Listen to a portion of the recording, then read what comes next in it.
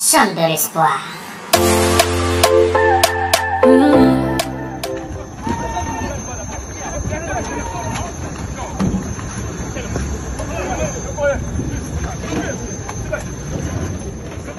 Paille Télévision, bonjour, bonsoir, tout dépend de l'ère à laquelle vous nous captez chez vous.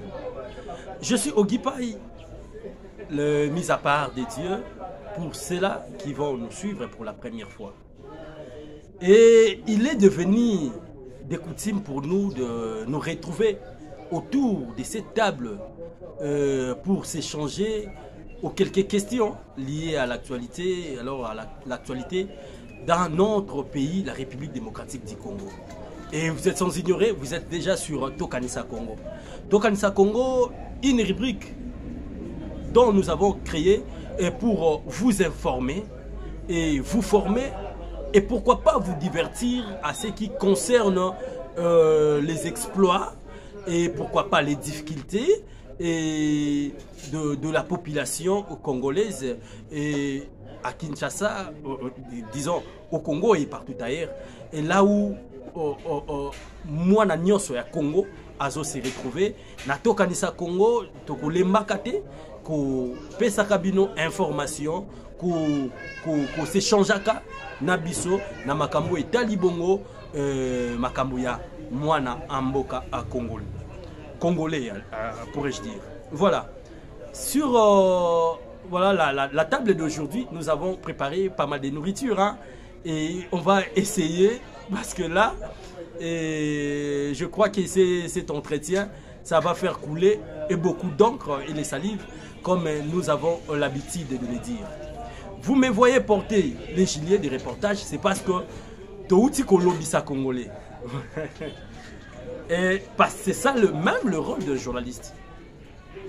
Savoir parler, faire parler la population.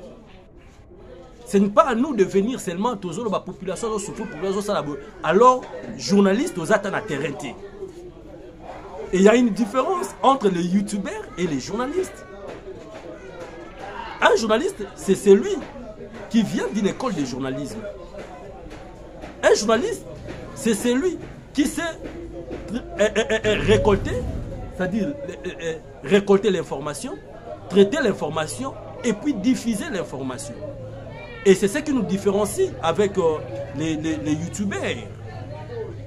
Voilà pourquoi, et parce que c'est là est notre mission. Nous étions sur terrain et on va vous laisser après un temps suivre ces grands reportages dont nous avons effectué enfin Boyeba, Oyo et Zoleka réellement na Katiamboka na biso. Voilà. Dans cet entretien, on va essayer de peindre, de peindre comme ça ces tableaux Oyo et ça vraiment en actualité. Et on va essayer, voilà pourquoi pas, de parler sur, premièrement, le comportement des militants des partis politiques. Parce que ce sont des maladies maintenant, actuellement, qui gangrènent la population congolaise. Les comportements de militants des partis politiques. Et vous aurez là des images, alors ça laisse à réfléchir, fidèle internaute. Et après ça, on va essayer de parler sur notre descente sur terrain, descente au Sala, reportage Oyo. Et sur question, il y a Toyoka Kiawa. Et je salue comme ça. Et c'est lui, hein, pourquoi pas c'est lui qui nous donne le coup de pouce. Et c'est lui qui nous dit, quand on fait bien, on dit, en tout cas c'est bon. Là on a fauché, il est là pour nous dire, non, oh, ça a mis bien, en tout cas, mais quoi améliorer. Je salue comme ça, parce que le coup là, le métier, oh, monsieur ça l'a raté, n'a bien kaka kulutu. Moussa Mouchagalouza, mon vieux, bicap chez vous. Voilà, comme je l'ai dit, que ce n'est pas monopoliser la parole. Parlons des comportements de nos frères ou des jeunes de partis politiques. Avant de commencer, je vous laisse suivre ces images. Naebike Mutoyo, Azana Kibomoto. À comprendre. soki tobito tika la kana lignée oyo bisika nito okende. Je voulais suivre cette reportage ou cette petite vidéo et Moïse a confié Josué à un état de droit à réunir Bisso. Puis le bon compliqué Bisso. Trop compliqué Bino, monde est au bandibo. Si la souka, si les Zoroya, pouvoir les alisous par la binote, les attendent IDPS.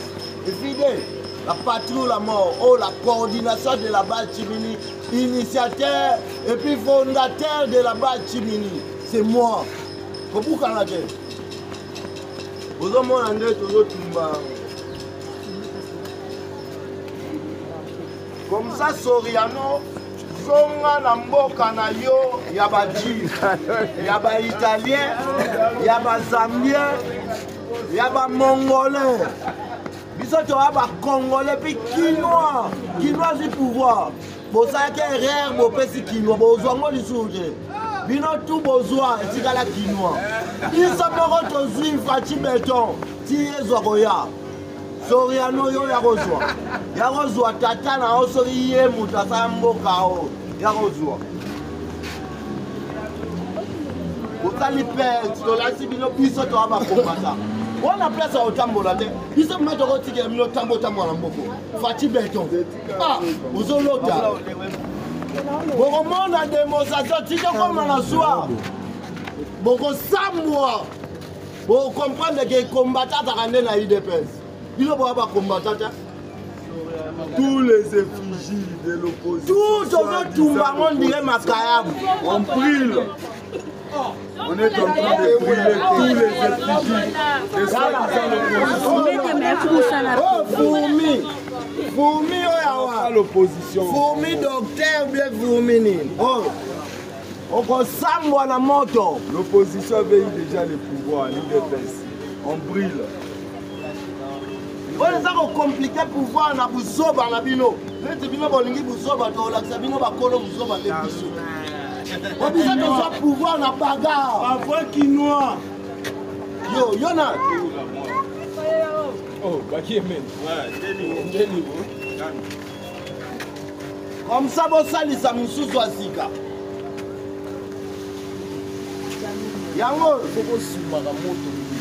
Yango so ba fourmi docteur tumba bango na moto ba tambola su total yo fourmi moto Moïse.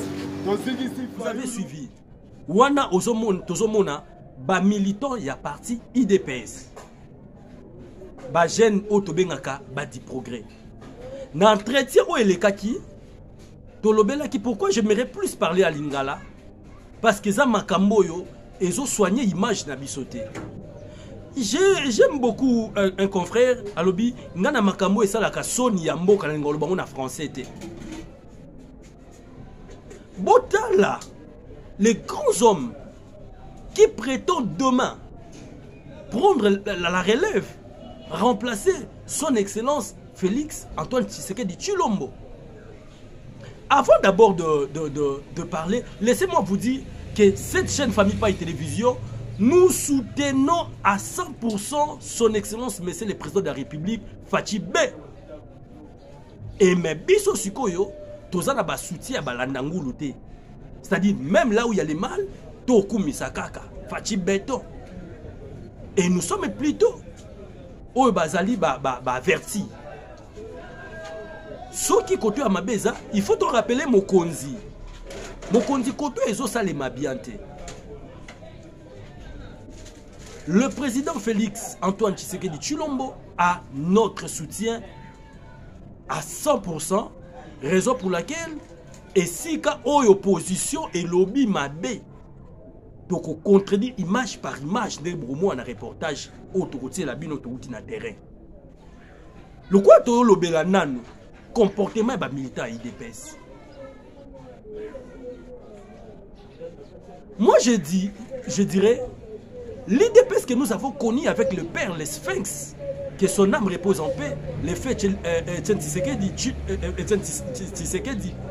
c'était IDPS, il y a école, il y a politique. Vous êtes sans ignorer que ce papa a été le premier docteur en droit dans Mboka na biso. C'est-à-dire, ce papa, il avait quoi à léguer à une génération. Et moi, je dirais même que l'IDPS doit être l'incarnation de l'idéologie de faits Étienne Tshisekedi. Un papa qui avait beaucoup, alors beaucoup de vertu en lui. Hein. Mais toute la IDPS, l'élo, nous jeunes, la façon de donner le coup de pouce au président de la République, ce n'est pas de faire ce genre de trucs. L'opposition, ou soit l'affrontement de l'opposition et la majorité, ça ne doit pas se passer de la sorte. Ce n'est pas à brûler les effigies des autres. Ce n'est pas à empêcher les autres aussi de manifester leur mécontentement, de s'opposer. On devrait leur laisser le droit là de faire aussi. Oh, l'opposition, il fait ça à la Manamboka Nyonso. Ils ne sont pas là pour tout acclamer quand même. Bien sûr que l'opposition a fait ça à bien en Afrique et ça les maramoi bien. Mais quand même, on doit arranger certaines choses. Je vous avais parlé l'autre fois de la manifestation. Oh, il y a Ezala qui comment réprimé, s'il faudra le dire, par la police. Doit encourager de là où il fallait encourager. Et on avait condamné. On ne va pas rester sur le problème de l'IDPS. Les mêmes comportements. Tu vivras qui en haut avec le PPRD.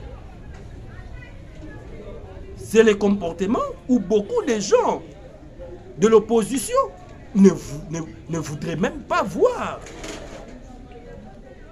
C'est les comportements et qui nous laissaient vraiment dans étonnement. Comment on a maître mon bandé au benga na PPRD chaleur. Et quand il descendait, ben c'était vraiment du... Hein? Il y a commoné vraiment. Il vous fait peur. Il vous fait peur. Il va théoriser tout le monde. Les actes que nous avons désavoués au PPRD, pourquoi ces mêmes actes doivent être reproduits à l'IDPS et surtout à la structure autozobenga badi progrès? Naobaki, l'olenge na biso ya soutenir mokonzi mboka fati ben.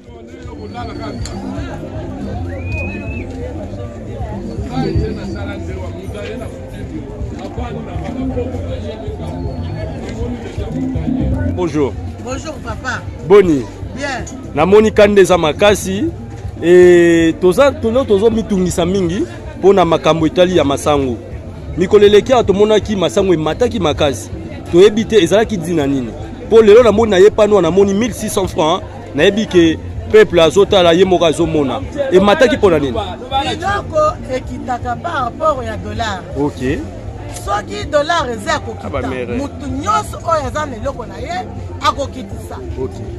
Biloko neta masango. Na minute oyo bato ya masango bayaka na masango bafutaka ba document na dollar. Mais to ya likolo dollar eza na 230 bakofutisa bango dollar na 240. Po tomonaka yango na libongo. Keso eza nini?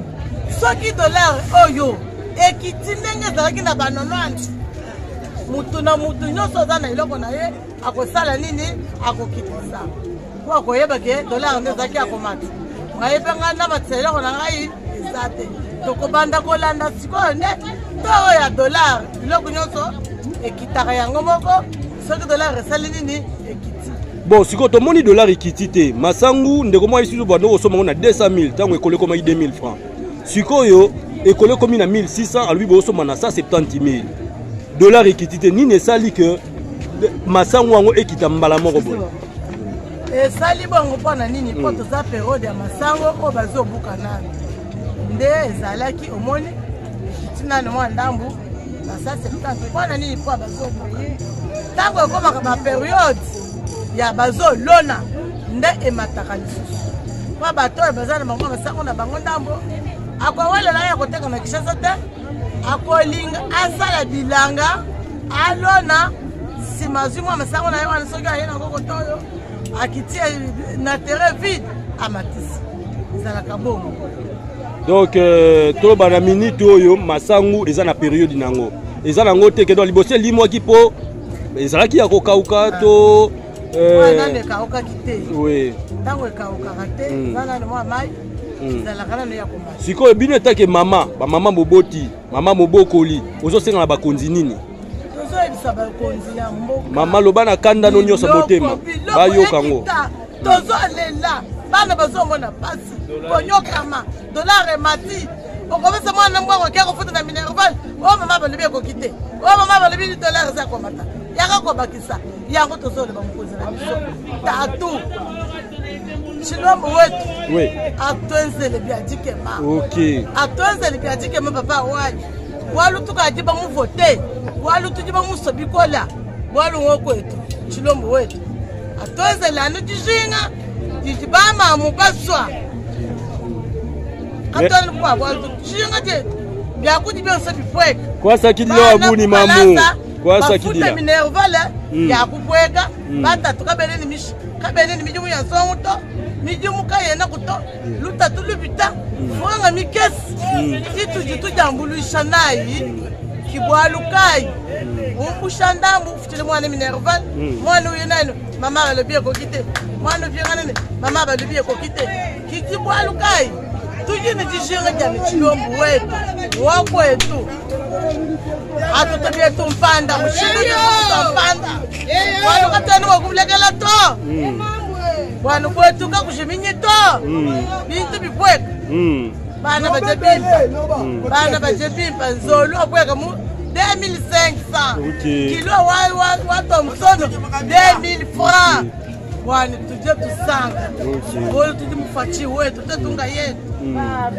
kwasa kidila abuni mama eyo papa konzi baba musea biso nde baba pour masango parce que les sacs masango to so mona 170 000 siko ngam na teke kolo na 1600 na be c'est combien na ko combien liboso ezalaki na combien avec kitabo sacs masango liboso ezalaki 90 000 siko ta lelo comme tina 140 000 170 000 ezo boma biso makasi to nyoko moi tango ekomaki na 2000 francs bobandai kosomba ça combien na 200 000 na 200 000 wana zu porteur aussi ba droit ya dépôt ba nino ba mikande belé ezalaka ici ça balongo le 400 francs eloko malongo balongo place wana exact donc déjà ozo reconnaître les mois baisse c'est ça l'ami ok c'est bon si okosenga na bakonzi nini oyo eza nango lokola oyo ezomato na motema parce que tolingi tolobisa sikoyo au peuple osenga bakonzi babongisa biso nde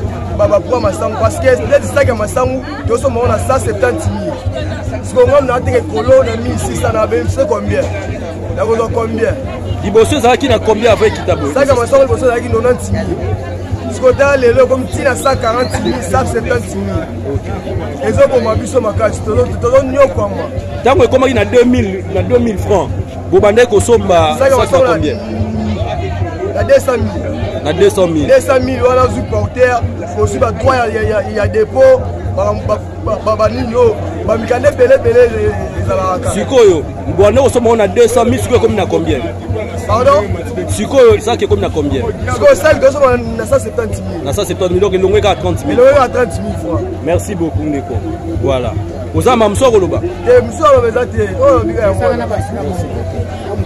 merci ozomona tozana population mais tout ça qui micro baladeur il faut population et s'exprimer voilà papa pe azali aussi micro papa papa ngana zilina lo baboy papa soki ozo sala te okolia te ata na epoka ya kabila ezaki kaka boye mutu soki ozo sala akolia baka myoso tamla bien tala mbinga na za awa na woti tinga tena soki na yoka photo awa mais soki ozo sala te kozwa te ba ndeba to bisa moral ya batu yo vie ezalaki bien ntango ya kabila na Tshisekedi vie eza mabe wana eza lokuta bato nyonso ezomarche très bien soki ozosala mosala okozala bien soki ozosala mosala te okozala bien te yango wana ya mama oyo nga naza bien nazali bien nazali na kabila ne pe naza tisi koyo Voilà. mouvement ezotambola kaka bien nyonso eza bien Tshisekedi aza bien papa tika aza mabe te bino nde bozobelisa morali voilà biso moko nde tobisa biloko yango nde alingi nalobakisa yango wana papa ti eza kitoko. Merci. Voilà, merci. Nana robakisa yango loba. Bon, tomonaki ndeko bokoti na débat, bongo kota na débat na papa. Bonjour ndeko nanga. Kombo nani? Voilà. Yebisa biso nanu pona yo lelo tozali na question makambo ya ba augmentation ba prix ya biloko et tonga to beza di ya nini selon yo na expérience muki ozanga na wenze. Premièrement, eloko ezoko matala biloko na mboko biso mona tolingani na nuki. Ba biloko mutla mutla ko ya na prix na ye. Kwa ko ya boya ya tena prix na ye, ole to za bomo ko biso nyonso tout. Ata to fini ba ministre ko ba mais biso mo tozana na boyo kaniti. Biso mona population tozana na boyo kaniti. Ata to fini président, ata to fini ministre. Biso moko na population tozana bolingo na nuki. Kwa ko ya ne loko atina prix na ye. Kwa ko ya na ye peut-être ngana za bozuti.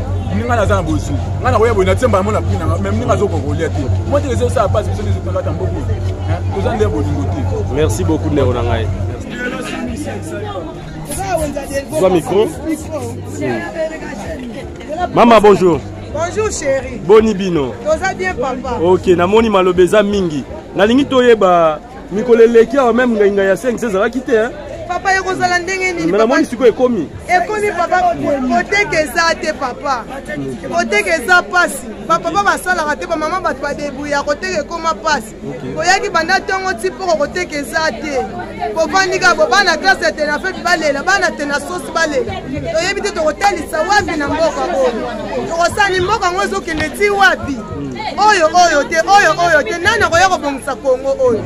Tola muso ba président o ba kufa toka o ba sana bomo. Papa la ngai. Olembi déjà. Boyo ke la biso mabosunga biso. Papa mibali misale eza te biso mbasi. Dollar ya wana komi so yi combien? Ti o komi na 50,000. Di dollar komi na 50,000 to vivre ndenge na bana classe yo. To bana ba koma ka ba fazer ba so ba ba ndosana ba ki fazer. Ko to ba ye ku to ko la bana. Faut mati, masango e mati nyo se mati. Oteka pe zate. Mulangi ku to na fata mbina. Et comment so yi combien? Bana to ba toni na wenzi pamba te. Oyo moko so mona nanu. Osala ki place on te ba fazer beni ba toni ba yo ko senga yo. Kwani mala moko nini o ba kulu na wana ba toni poni ba papa misale zate. Papa mama eba leso bana banda boza te ngozo mona crime pe komi makasi. Papa to lembi. Nazali kamba osonga te chérie na. Merci beaucoup. Na kati na ngapa. Merci maman lobi kitoko. Merci. Merci chérie. OK.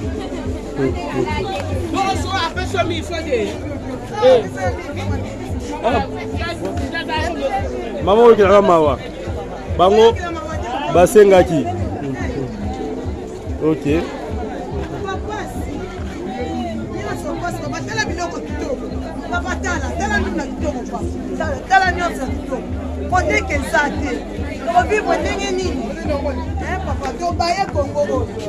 Merci beaucoup. Ça moteki lelo toyaki kosola makambo ya augmentation ya ba prix. Biloko ndenge ezomata, lelo bomone mati ekomi soki pe 5000, lobi ekokita ekomi to musu 3000. Nini ezosala ba augmentation na ba baisse wana oyo eza tellement remarquable. Ezaka dollar. Pour bilo eza augmenta makasi. Lelo bilo tono somba mso à $150. Ils ont des machines mususu. OK kuna kalke comme ndie mususu. Surtout dans les magasins, on peut dire à 24,000. Ce sont les sont à $150. Na 24,000. Ton yo ya na mesa tarab sur la tombola. On roter à on a franc congolais dans 5,000, 3,000. Allez, ton yo terre na 5,000, moi to vendre ces athées. Autant bénéfice ces athées. Bilo za comment ta vraiment makasi on sera raté. Donc ba qui tire sur dans dollar. Donc dollar soit équitant tout cas ça va. Okosenga na bakonzi nini étant peuple oyo azo sibir makambo msu ya makasi. Ras-le-bol na ko za nini pour la bakonzi. Pour nga na kolo ba boye. Bakonzi en tout cas ba élection mawa. En tout cas biso ba commerçant to nyo kwa ma vraiment. To nyo kwa ma. Ba qui tire sur dans dollar. To ya dollar za likolo. Vraiment soit qui tire dollar za malamu. Merci beaucoup. Côté que ça te. Côté que ça te dollar est au matabacas côté que ça te. OK. Donc il va tirer le groupe. Vous venez de suivre ce reportage. Toi la mine robakisate. binomo boyoki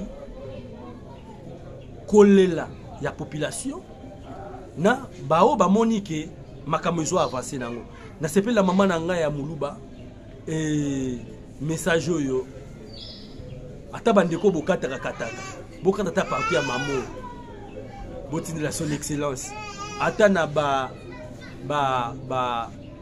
attaché de presse na ye bayoka message pe à maman bokomona ki c'est tout le monde qui veut voir régime oyo et avancer, qui veut voir un régime oyo et pesa quand même makambo nango ya malamu po isa ki lobiso ki to vandi to kanisa musala kitoko ndenge to kanisaka papa na biso Mobutu. Merci. Voilà, question de ne pas aller plus loin to Chitewana.